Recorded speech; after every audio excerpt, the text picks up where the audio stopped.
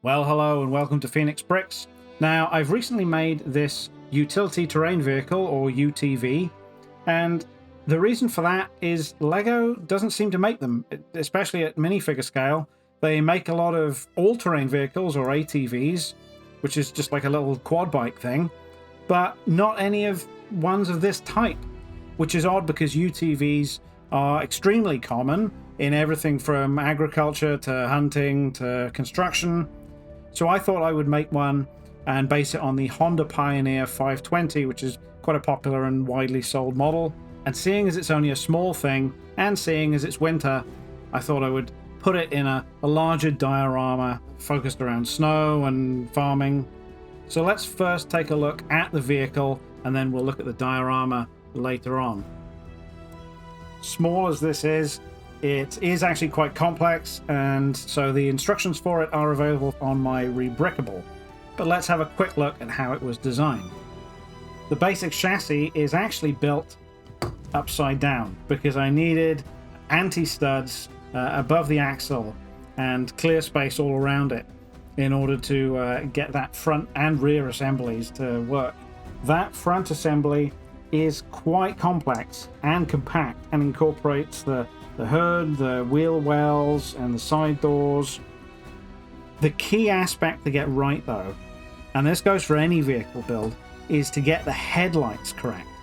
You can take liberties with the proportions of any other parts of the vehicle, but the headlights and grille will form the face of the machine, and it's what most people will remember and recognize. So you have to get it looking right.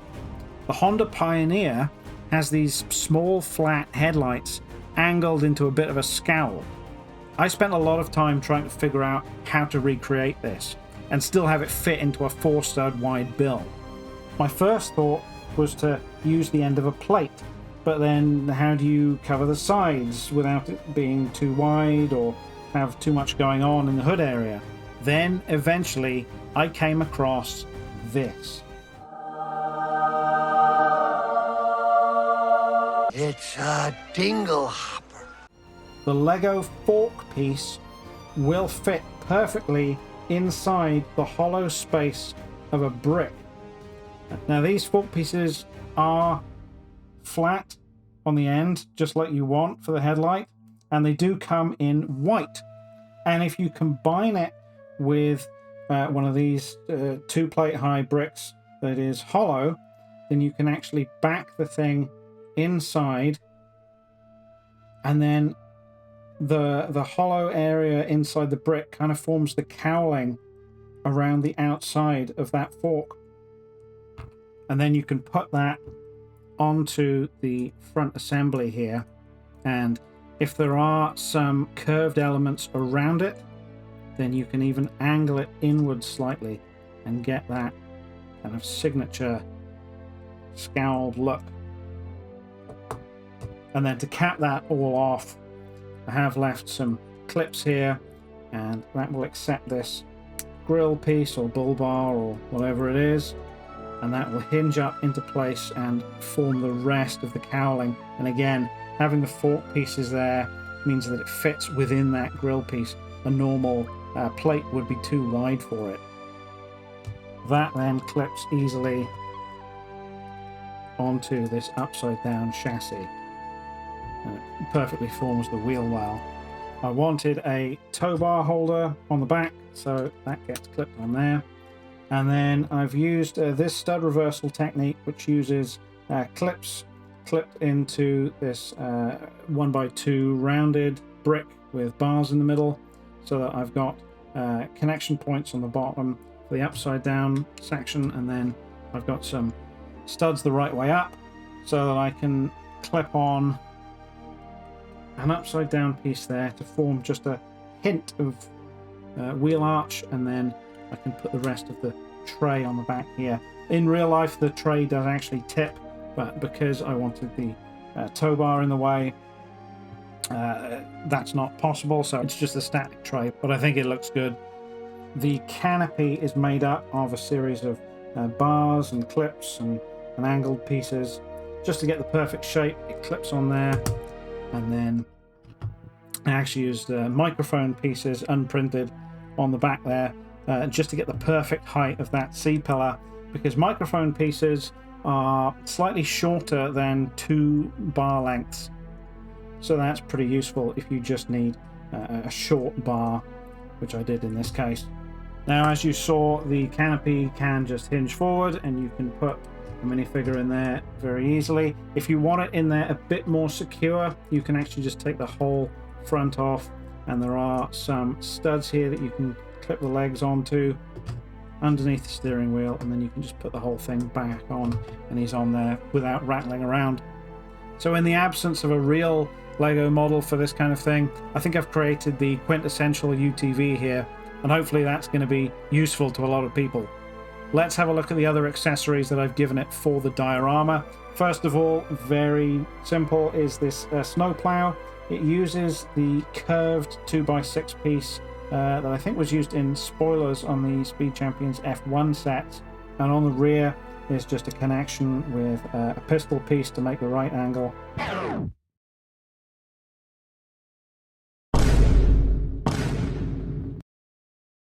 007. What took you so long? Oh, I got into some deep water. And then that just clips onto the front of the bull bars here. And that means that the plow can actually be angled either way, and it can be raised and lowered pretty easily as well, so it actually works quite nicely. The trailer is built very simply, just using the standard sort of tow bar piece and just bricks stacked on top of bricks. The only sideways building is on the back here, just to get the sliver of lights and the wheel well, and then you can also open the back door as well, and that will just clip at the perfect height onto the back of the UTV. Pretty simple stuff. So now we have the vehicle. Let's take a look at the rest of the diorama that I made up. So here is the base, and it's built quite conventionally, just with plates stacked on top of each other, but I did get these rounded plates all around the edge, and then I've staggered the height of the plates to make the whole diorama look like it's just morphing into the surroundings. The surface texture of the snow, I've made it smooth in some areas, but with studs showing to give that effect of like roughness and being churned up a little bit. And it's especially churned up in the pasture here where the cows are. They would sort of churn the snow over, and you would get sort of dirt and manure sort of mixed in with everything, especially around this gate area and around where the trough and feeders are. And where the UTV has been ploughing through the snow, I've layered it with plates and studs, and then covered it with transparent plates and smooth tiles to give it that look that the plow has come through and just scrape the surface, and you've only got a thin layer of ice and dirt and little balls of snow left over. I think it looks quite effective as a ploughed snow path. There's some small bits of foliage in here, which is all quite dead because it's the middle of winter. And then there's fences. So there's a fence in the back, which is kind of broken down and bleached by the sun. The main pasture fence here uses these headlight bricks, which have bars put in them to look like wooden posts and metal cross beams.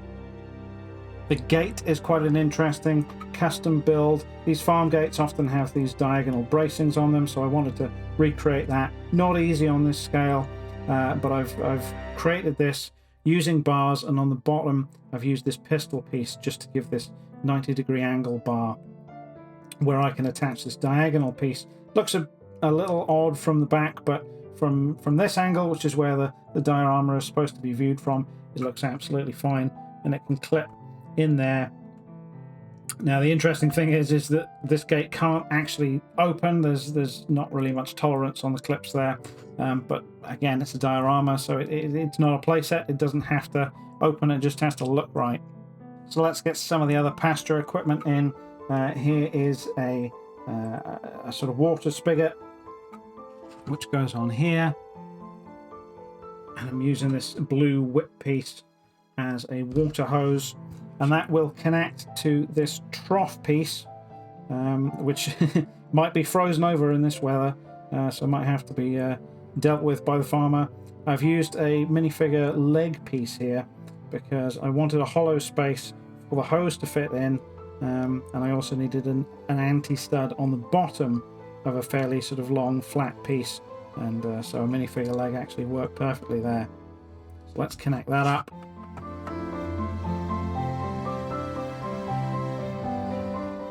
And attach it into place on a single stud there so that it just stays by the fence line. Next up is this hay trough, just a low trough built with some sideways techniques. If you're wondering what the red bars are, they are roller bars. They spin freely and they stop small animals like squirrels and badgers and whatnot getting into the trough and eating the feed. That isn't even attached, that just nestles in by the fence there. Next up, we'll put the cows in and the calf. So the trees, I have two different types of trees. The first is this evergreen tree, some sort of conifer. The base of it is built very wide here, using these large fern pieces and small fern pieces built around a 4x4 plate to give a nice wide flared out base. The next layer, again using these large fern pieces, attached using this round jumper piece so that I can get a bit of an angle, so that things kind of overlap a bit more organically rather than all being in line. And again, the same thing with the next layer, all built around a sort of 2x2 round plate. Starts to taper it up. And then next up we have just the small fern pieces built around the 2x2 plates going up into just small fern pieces overlapping each other, which tapers it up, and then a bar stuck in the top with a cone. And that completes the whole look of the tree. The deciduous tree is built quite conventionally at the base using slopes and arches, but then it's got these lollipop pieces coming out of the side which supports sometimes just directly these dinosaur tail pieces, and sometimes these bracket pieces which splits off so it can have two tail pieces on it, and that creates these sort of warped, gnarled kind of limbs, which is capped off either with these foliage pieces, these sort of flower stem pieces, or these claw hands which just sort of taper the branches off to a point. Also there's a squirrel in there because hey, why not? So the deciduous tree gets placed there, and then the conifer goes here using a stud reversal technique, using the 1x1 round plates with bars, just to attach some 2x2 hollow plates on there. That just gets put on there nicely, and then some of the foliage underneath just indicates some sort of dead conifer branches. And then we add back in the farmer who's come along to restock the troughs with hay. He's also got a little salt block there in the back of the UTV, and the whole thing makes a nice scene using some really quite simple techniques and pieces. So I hope you enjoyed that, and if you need it, I hope you'll check out my UTV on Rebrickable, and I will see you again